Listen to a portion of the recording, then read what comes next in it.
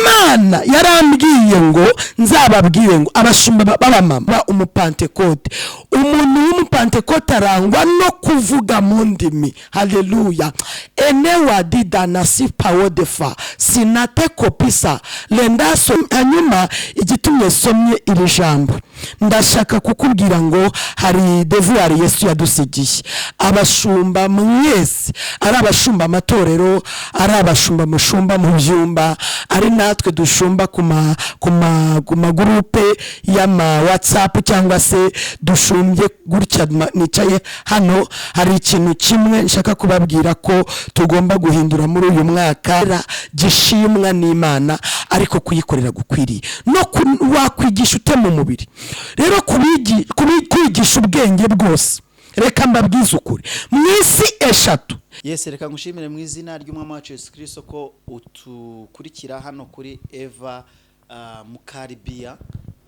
Iyi ni cano ivuga butumwa, ni cano y'ubuhanuzi, ni cano umuntu abohokeraho, ni cano iriho amavuta y'Imana, ibiganiro by'ivuga butumwa, nta kabaye, nta byacitse, nta noneho irabakinduye, nta ibivugwaho ni umuronko w'ivuga butumwa. Dukoresha Bibiliya.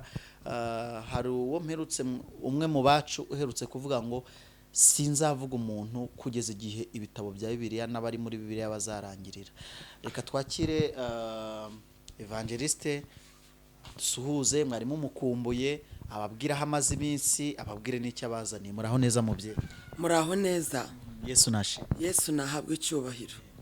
Rero kubera yuko Imana yaguhaye inkoni, yarangiza kuguha inkoni ikanabisinyira, amara kubisinyira ikanabigusigira, amara kubigusigira ikabigutorera, yamara kugutora ikakubwira iti rero abo yatoranyije yarabahamagaye yarabatumye ikagutuma. Umugani wa Mpyisi niwe yigeze kuvuga aka kantu uzagakatema. Yigeze kuvuga ati arabituma. Ubwo rero uteyikoze gutyo aho ukaba waratumwe n'Imana, akira mikoro. Murakoze, Imana ibaha umugisha. Nongeye kunezerwa uyu mwanya Imana impaye kugira ngo tuganire, duhugurane, dufashanye mu rugendo, turebe icyashimisha Nyagasani. Reka dusenga Imana, niturangiza tuganire mu izina rya Yesu. Mana Data wa twese uri mu ijuru, uri mwiza, urera kandi urakiranuka, icyubahiro ni cyawe. Ndagushimira kuko wandemye mu ishusho yawe, ukankura mu magana menshi y'abanyabyaha, ukantoranya, ukambwira ati haguruka ngutume. Nanjye ndavuga nti ndaje dawe. Nyemerera cyane, ntabari njyewe ahubwo izina ryawe rihabwa icyubahiro. Sabiye umugisha umuntu wese tumaze imyaka myinshi tumenyanye, n'uwo twamenyanye kuri uyu munsi nawe ni umugisha, kuko waravuze ngo nta mpanuka kubaho k'umwana w'umuntu biri mu mugambi wawe. Sabiye umugisha urugendo rwose twagize rw'amasengesho, rw'inshuti n'abavandimwe, ari abambonaga kuri social media zitandukanye ndetse no ku ijwi rya audio.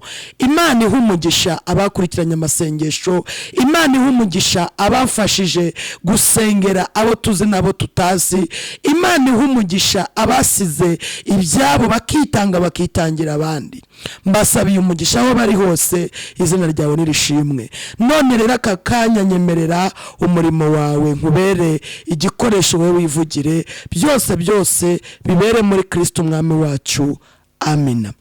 Bakunzi ba Evangeliste Mukaribia, ndanezerewe. Nari maze iminsi ndi mu rugendo, ariko nubwo nari nagiye gusura umwana, ahanini misiyo yari y'amasengesho. Nkunda kubabwira ko njyewe ndi umupantekote. Hari igihe ushobora kuvuga ati kubera iki Mukaribia avuga biriya bintu? Kuba umupantekote bivuze iki? Kuba umupantekote bivuze kwemera umwuka wera. Cyo ni kimwe. Kuba umupantekote bivuze kuzura umwuka wera. Kuba umupantekote pantekote bivuze kuyoborwa n'umwuka wera. Ibyo bintu bitatu rero, n'umutima wanjye n'ubwenge bwanjye bwose n'imbaraga zanjye zose ndabyihamiririza, kuko nakira Yesu nk'umwami n'umukiza, namwakiriye nk'umupantekote. Angirira icyizere, ankura mu magana menshi y'abanyabyaha n'abavandimwe, arambwira ngo ndaguhagurukije unkorera ibyo abandi banze gukora, umvugira ibyo abandi banze kuvuga. Nubona mpanura ntibizakubabaze, nubwo bamwe bitakigezweho, nubwo bamwe mutakibikunze, ariko Yesu niba yaragiye ku musaraba, yagiye ku musaraba kugira ngo umwizera wese atarimbuka, ahubwo azahabwe ubugingo buhoraho. Niyo mpamvu nkunda kuvuga ko ndi umupantekote. Ibyo byumve. Ikindi reka nongereho ko ndi n'umwigishwa wa Yesu Kristo. Umwigishwa wa Yesu Kristo nawe ni umuntu uhindutse rwose, kandi agahindura n'iki abandi. Ni umuntu wabyawe n'Imana Yesu, nawe akabyara abandi. Rero niwumva mvuze ngo ndi umupantekote, ujye ubiha agaciro, kuko niba uvuze ngo bagusengere wuzure umwuka wera utafite intego yo kuba umupantekote, ntacyo byaba bimaze. Ndasuhuza abantu bari muri California, muri Los Angeles, muri Amerika. Impamvu mbasuhuza nuko amateraniro ya mbere ya Pantekote ariho yabereye. Aha hantu Imana niba nyigiriyeho umugisha izahangeze nkandagire muri ya state ya California ku itariki 3 z'ukwezi kwa 4 mu 1996 niho aya materaniro yabereye. Reka nkubwire indi ndangagaciro yo kuba umupantekote. Umuntu w'umupantekote arangwa no kuvuga mu ndimi. Haleluya. Enewa dida nasi pawodefa sinate kopisa lendaso dimande kotre bonefo sitrik eni wistema shiliba alessandro kostifa eni wirigando mitando simanda sheneta lalas ediwidande zodibando pifor shemiwari trabostika handi sando ekowistai enene wandi kitani manda shelebali farizonema. Imana ishimwe. Heliwidista umunezero rekondre forigide wo kuvuga mu rurimi rw'iwacu ntabwo tuzawibagirwa, kuko dushobora kuba tuvuga Icyongereza n'Igifaransa n'Ikinyarwanda, ariko turashimira Imana kuko yaduhaye kuvuga mu ndimi z'iwacu mu ijuru. Amina. Kandi ikindi kimuranga, agomba kubatizwa mu mwuka wera, agahabwa n'impano za mwuka wera. Imana tuganze cyane. Nagira ngo mbwire umuntu wese uhurikira kuri Evangeliste Mukaribia, nukuri pe Imana yampamagaye, niduhana umugisha, ureke dukorana umurimo, tugirirane neza. Hanyuma uyu munsi icyo nenda kuvuga ni kimwe, ntabwo ari ibintu byinshi. Ndashimira Imana ko ngeze mu mwaka wa nyuma niga icyo bita Teleo University muri ministeri ya Tinete. Ndashimira Imana ko uyu mwaka turimo nkomeje kuyigirira amahirwe. Imana izampa guhagarara muri graduation mu kwezi kwa 9 ku itariki tutaramenya. Imana yari yarabimbwiye kera ko izampa kwiga ibyayo. Ndayishimira kuko rero ivuga ijambo ikarikurikirana, kandi ndanezerewe kuko ikomeje kubana nanjye. Ndagira ngo nkubwire ngo iri shuri niga nakiriyemo ubuzima buhindutse rwose, nakiriyemo ubuzima buhindutse rwose. Nta cyene wabo kibamo, nta maranga mutima, nta ini shuri wiga ukumva koko wize, kandi ukavuga ngo genda kuri tere ukore ibingibi.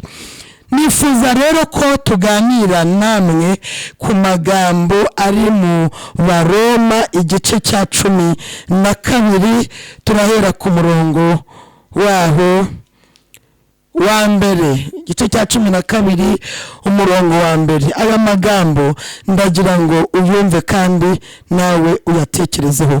Nuko bene data ndabinginga kubw'imbabazi z'Imana ngo mutange imibiri yanyu ibi bitambo bizima byera bishimwa n'Imana, haleluya, ariko kuyikorera kwanyu gukwiriye, kandi nimwishushanye n'ab'iki gihe, ahubwo muhinduke rwose mugize imitima mishya, kugira ngo mumenye neza ibyo Imana ishaka, ari byo byiza bishimwa kandi bitunganye rwose. Imana ishimwe. Ndanezerewe cyane, ikinezeza kuvuga ubutumwa nubwo mu by'ukuri umuntu haba hari ibyo akeneye, ariko ndabizi ko Imana izabikora. Imana y'umugisha, umukozi w'Imana, umwana w'umushumba waje kugira ngo amfashe gutambutsa iri jambo ry'Imana. Ntabwo biba byoroshye, ariko muri Kristo Yesu kera twavuzaga amapendo n'utugoma, tukavuga mu ndimi, tukuzura umwuka rero tugahanura. N'uyu munsi baravuga sempare na sentetizeri, hanyuma abantu bagahamya, bagacuranga gitari, ibintu bikagenda neza. Uko twavuga ubutumwa kose binyura umutima w'Imana, kuko n'umutima wavuze ubutumwa ni Imana ishaka kuruta ibindi byose. Hanyuma igitumye somye iri jambo, ndashaka kukubwira ngo hari devoir Yesu yadusigiye.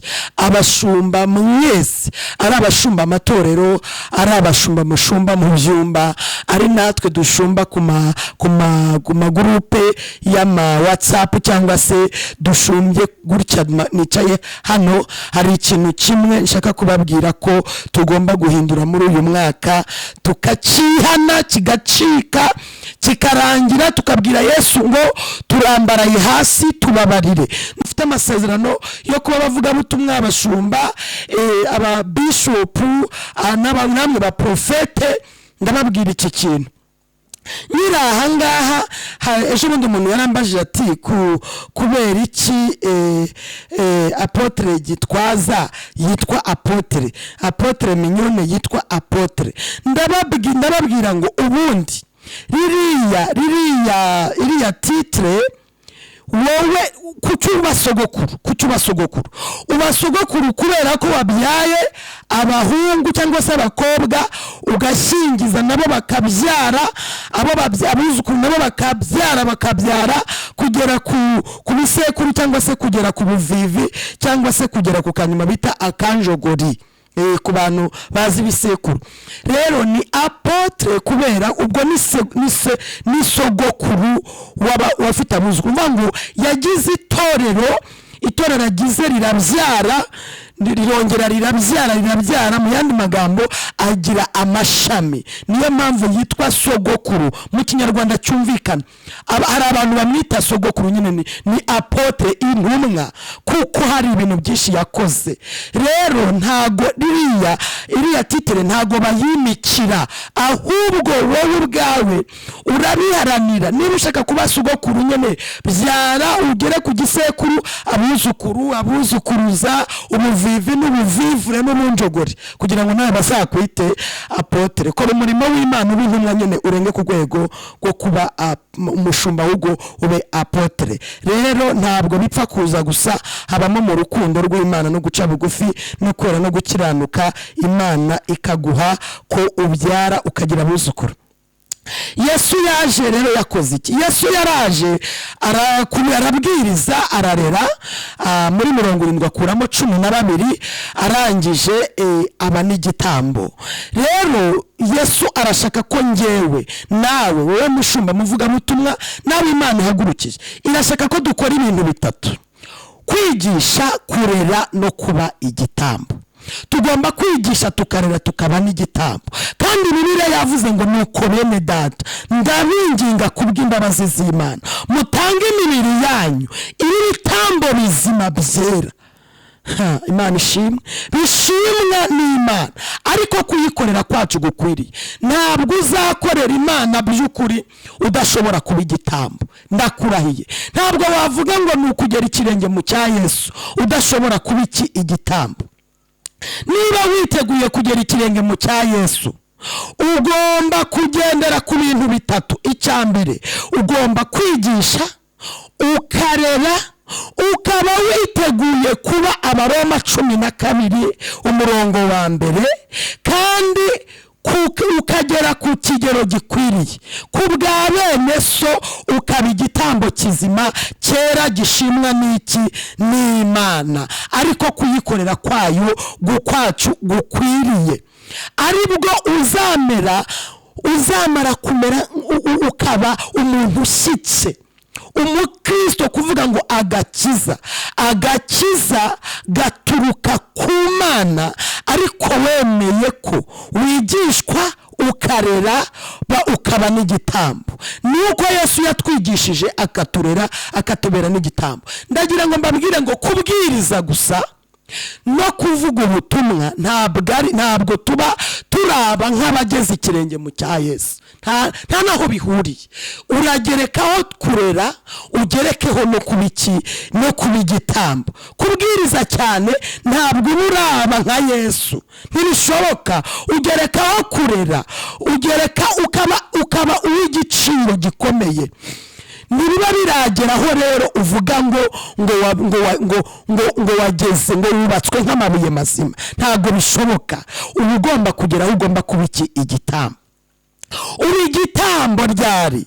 Uri igitambo iyo watanze umwanya wawe, uri igitambo iyo watanze amarangamutima yawe, uri igitambo iyo watanze amafaranga yawe. Bugiye iyo watanze amafaranga yawe uba umaze kuba igitambo. Imana ishimwe.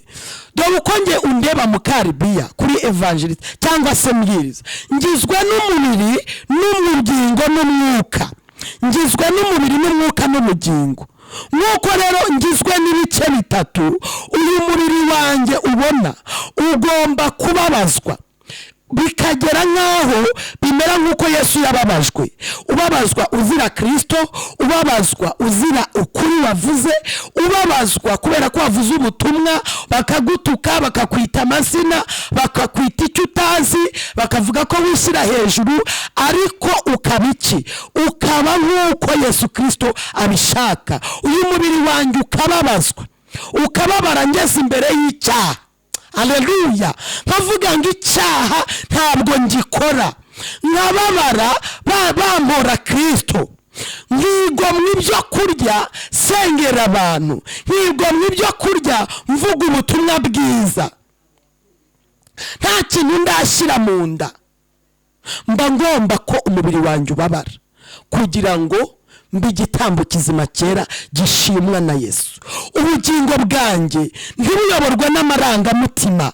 Ubugingo bwanjye ntibushake kwibanza, ahubwo ubugingo bwanjye bukabanza abandi, nkabanza ngakunda n'abandi, nkumva ko niba ashaka kwishima n'akana kayishima, niba ashaka kunezerwa n'akana kanezerwa. Umwuka wanjye wera ugasabana n'Imana bihamye, Imana ikantangira ubuhamya, Imana ikamvuga neza, nkayoborwa n'Imana, ndetse n'uko ndi kose na kamere yanjye yose nkaba umuntu w'umwuka wanjye uyoborwa n'Imana. Nibwo uzambona mu imbuto z'agakiza ukavuga ati mu Karibiya koko arakijijwe, mu mubiri, mu mwuka no mu bugingo, kandi icyo nzasaba cyose Imana izakima. Imana itugirire neza. Ijambo riri mu Baroma 12:1.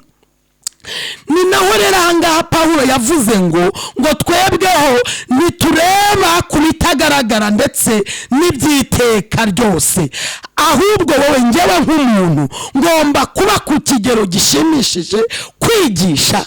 Imana ishimwe. Ku bijyanye n'ubugingo nkaba ku kigero gishimishije kwigisha ku by'umwuka, nkaba ku kigero gishimishije kwigisha ku by'umubiri. Ngomba kwigisha kuba igitambo mu mubiri wanjye, ngomba kwiyigisha kuba igitambo mu bugingo bwanjye, ngomba kwiyigisha kuba igitambo mu mwuka. Imana itugire neza cyane. Ukaba igitambo mu mubiri ute? Waba igitambo mu mubiri udakora icyaha. niba ushaka kuba igitambo mu mubiri, irinde icyaha, wirinde kwiba, kuroga, gusambana, ubwesikoro, kubeshya abantu ko Imana ivuze itavuze. Niba umubiri wawe udashobora kubamwo igitambo, mwarangiza mukavanga Imana ireba mu mutima, ndabarahiye mbakuriye inzira ku murima, uyu mubiri twahawe ni urusengero rw'Imana, rugomba kwera.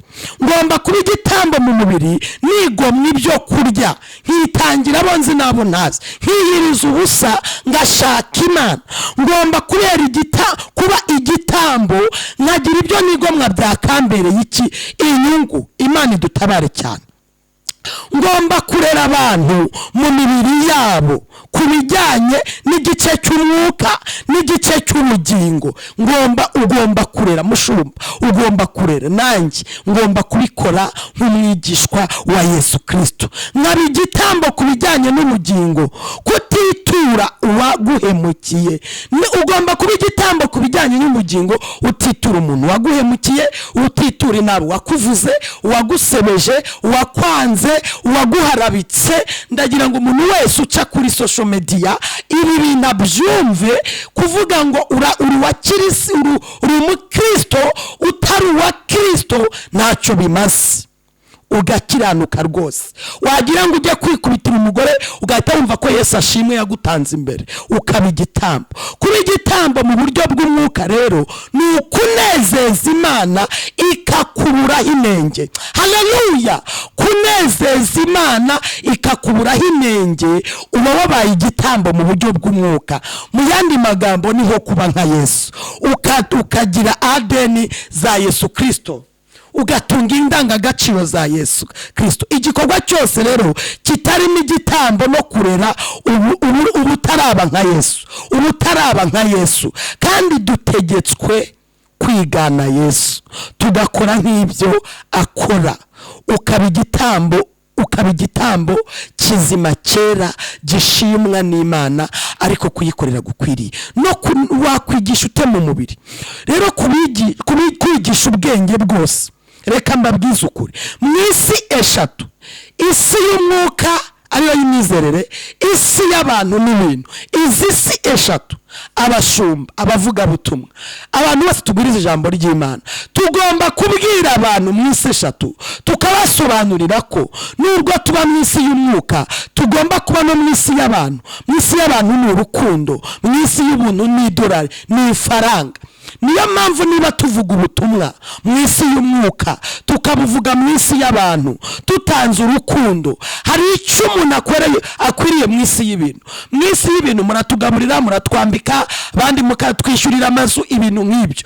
Ujye umenya ko rero ubure kuba igitambo mu buryo butandukanye.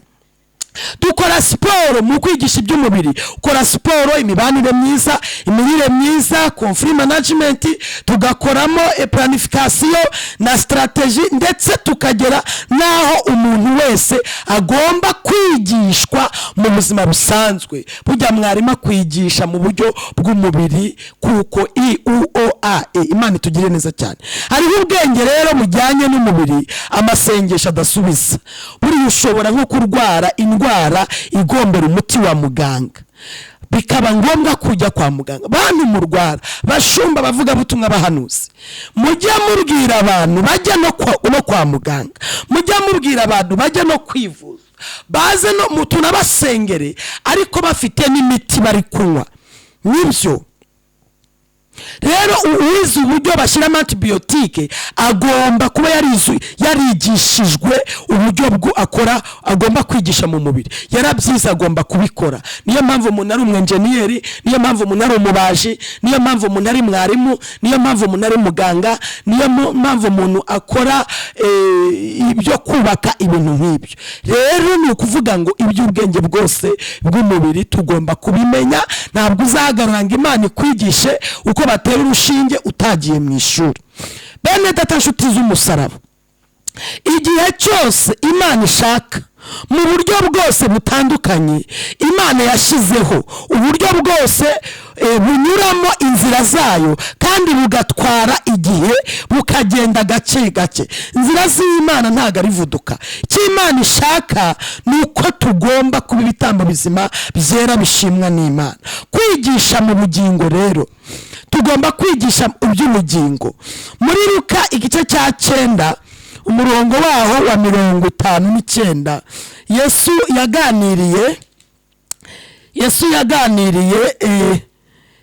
yaganiriye umurongo Luka igice cya 9 umurongo waho wa 57. Gukurikira Yesu nibyoroshye, ngo bakiri mu nzira umuntu aramubwira ati ndagukurikira ujya hose. Yesu aramubwira ati ingunzu zifite imyobo n'ibiguruka mu kirere bifite ibyari, ariko umwana w'umuntu ntafite aho kurambika umusaya. Maze abwira undi muntu ati nkurikira. Nawe ati databuja reka mbanze ngende mpambe data. Yesu ati reka bapfuye bihambire abapfuye babo, ariko wowe genda ubwiriza abantu iby'ubwami bw'Imana. Nuko undi muntu nawe wa gatatu aramubwira ati ndi bugukurikire databuja, ariko reka mbanze mare gusezera kuba iwanjye. Ariko Yesu aramubwira ati nta muntu ufashe isuku ureba inyuma ukwiriye ubwami bw'Imana. Nshuti y'umusaraba, nta ukwiriye ubwami bw'Imana. Ahangaha kwigisha mu bugingo kuri aba bantu batatu, Yesu arimo kukubwira ngo kuramo amarangamutima niba wigisha mu by'ubugingo. Kuramo icyene wabo, bwiza abantu kuri Bashumba, bavuga butumwa, bahanuzi, bigisha b'ijambo ry'Imana, ba theologiste. Ndabinginze niduhagarara imbere y'abantu b'Imana, nitwigishe mu bugingo dukuyemo amarangamutima. Duhagarare kuri iyi nkuru y'abantu batatu na Yesu. Mwumvishe ko Yesu nta marangamutima ashyiramo, nta marangamutima ashyira. Amarangamutima yawe yose ijambo ry'Imana rirayashwanyaguza. Yesu ahangaha yashwanyaguje amarangamutima y'aba bantu, arababwira ngo nta muntu ufashe isuku ureba inyuma ukwiriye ubwami bw'Imana. Ese njyewe nawe twese uko dushumbye mu buryo butandukanye, uyu murongo ntabwo turega ngo twihane muri uyu mwaka turimo ngo dutangire gukora neza. Amarangamutima rero agomba kuba ibitambo. Ahinduka igitambo ute? Wigishwa ute? Niko amarangamutima ahinduka igitambo igihe wigishijwe. Niwigishwa bakakubwira ijambo ry'Imana ukumva ntiriryoheye ubuzima bwawe, uzamenye ko bari kukubera igitambo mu bugingo. Imana ishimwe. Turayafata tukayakubita. Niyo mpamvu mujya muvuga ngo hari abantu uri bikakaye, hari abagira ati Imana iza mu buryo butatu: mu myizerere, mu isi y'umwuka, mu isi y'abantu no mu isi y'ibintu. Niyo mpamvu muzumva abahanuzi bahanura mu buryo butandukanye, ba Ezekiyeli, ba Yeremiya, na ba Yesaya, n'abahanuzi bagiye bahanura mu buryo butandukanye. Ntuvuge ngo ndakunda umwe undi mwange. Aba bose buzuzanyaga kugira ngo ubwami bw'Imana ntibuherere hano mu isi gutabara abantu gusa, ahubwo no mu bwami bwo mu ijuru. Inarige rero, inarige tugomba kuyikuramo. Ndagira ngo nkubwire ngo ngewe Mukaribiye ndahagaze kuri iyi kamera ngo mbwire abantu bihane. Ntabwo Imana yabura kutitwa Imana. Icyo nakora cyose, wowe muririmbyi, iyo korari uvuga ngo batakugize ngo ntabwo baririmba, ndashaka kukubwira ko n'uyu munsi upfuye korari yakomeza ikitwa korari, Imana igakomeza ikaba Imana, ikavuga igakomeza ikavuga. Ubwiriza ijambo ry'Imana ngo abantu bagafashwa, udahagaze ngo ubwirize, ni ukuri kose Imana yakomeza kwitwa Imana. Mu yandi magambo, icyo ndi cyo cyose ntacyo kimaze mu gihe ndashobora kwigisha kuba igitambo mu bugingo ngo abantu tuzahurire mu ihema ry'Imana. Uriho udahari, Imana ntiyariho, yaririho. Uriho udahari, Imana yaririho. Imana ntipfa, izahoraho, nta myaka igira, ntabwiramo imyaka 100 cyangwa 200. Ni Imana iteka ryose. Mu yandi magambo, nupfa hazavuka undi, nudakora ibyo gukiranuka izakwikiza, haza umuntu ukora iki?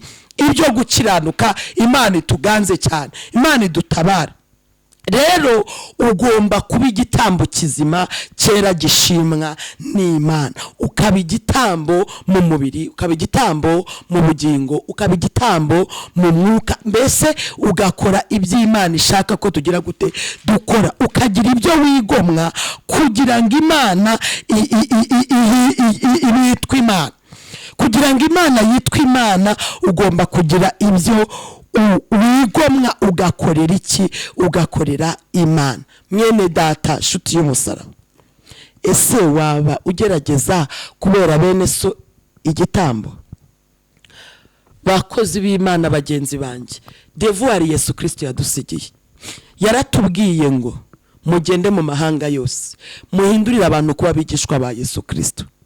Umwigishwa wa Yesu Kristo ni umwigisha uhindutse gose kandi ubyara.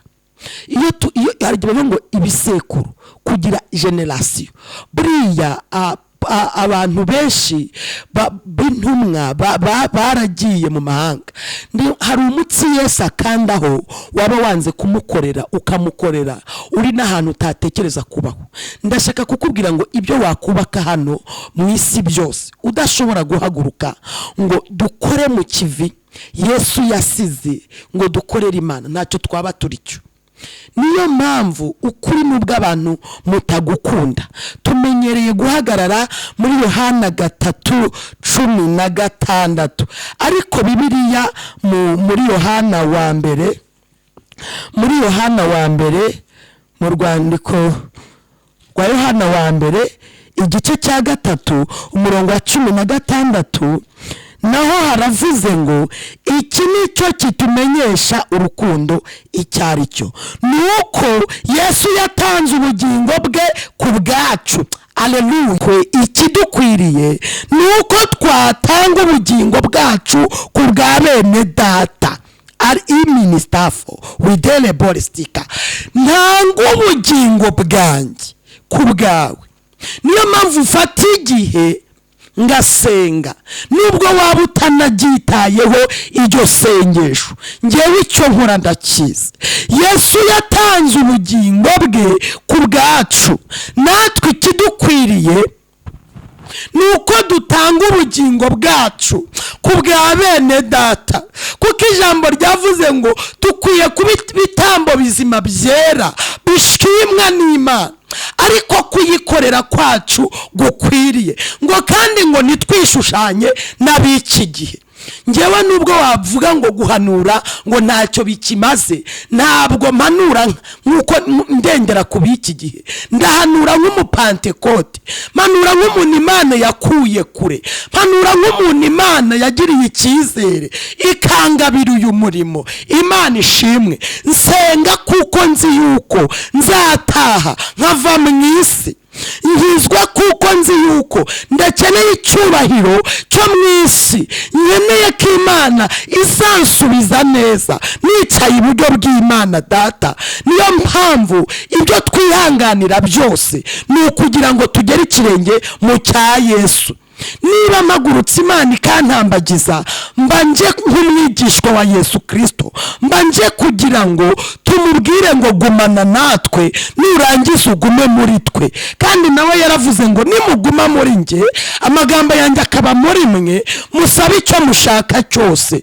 Iyo uri muri Kristo neza, urasaba ugahabwa. Bene data shuti z'umusaraba, ntabwo ibi byaryohera akanwa kawe, ariko umunsi uzaba wicaye intebe y'imbere y'imanza y'Imana, uzibuka yuko ukwiye kuba igitambo kizima ugeze imbere y'icyaha mu mubiri wawe, ukaba igitambo witanga. Imana ishimwe. Kuko niba ukoze umurimo w'Imana, utanga amafaranga yawe, ugaburira imfubyi n'abapfakazi, uba utanze igitambo. Ngomba mukaribiya kwiyigisha mu buryo bw'umubiri, nkiyigisha mu mwuka, nkaniyigisha no mu bugingo. Nkiyigisha cyane ko mu mwuka ngomba kunezeza Imana ikamburaho inenge. Bashumba baba desafore, baba mama, reka mbabwire ibi ngibi. Imana yarambwiye ngo nzababwire ngo abashumba b'abamama, amarangamutima yanyu n'ibyubahiro byanyu mushakira mu isi ntabwo muri kwigisha nk'uko Yesu yasize abivuze. Simwe mwenyine, hari impamvu Imana yambwiye abashumba b'abamama, kuko hari ibyo mwirengagiza. Niba udashobora kuba igitambo mu mwuka, ukaba igitambo mu bugingo, ukaba igitambo mu mubiri, uzahindura umuntu ute nawe udahindutse? Nimureke umurimo w'Imana werezwe ko tuba ibitambo bizima byera bishimwa n'Imana. Abantu mwese nimuhuguke, uvuga ngo nupfa uzajya he, nupfa uzinjira he, ninde uzakwakira? Wiririmba uvuye gusambana, wibwiriza usambana n'abantu, wihagarara ku ruhimbi uvuga ngo amavuta. Reka imbuto zawe, reka umubiri wawe, iyigishe kuba igitambo mu mubiri. Papa, wiyigishe kuba igitambo mu mubiri mubyeyi, wiyigishe kuba igitambo mu mubiri musore, wiyigishe kuba igitambo mu mubiri mukobwa. Ugeze imbere y'icya umubiri wabare, ugeze imbere y'icya vuga ngo iki singikora kuko nzi uwampamagaye, kuko nzi uwanyise izina. Mana tugirire neza cyane. Ndakwifuriza gukiranukira aho abantu batareba. Uyu mwaka w'ishungura Imana nikwitegereza ibone ko ufite agaciro kazima. Niba uri umukirisitu ugira indangagaciro yo kuba uwa Kristo. Yari evangeliste Mukaribia Pasikazi kuri iyi cano. Reka dusenga Imana, nkwifuriza ibihe byiza, nkwifuriza umwaka mushya muhire, uzatembemo amata n'ubuki nubwo ugoye ariko Imana irahari. Turagushimiye Mwami Yesu, urera kandi urakiranuka. Reka tube ibitambo bizima byera bishimwa nawe, ariko kugukorera gukwiriye. Ntitwishushanye n'ab'iki gihe, ahubwo duhinduke rwose. Amen.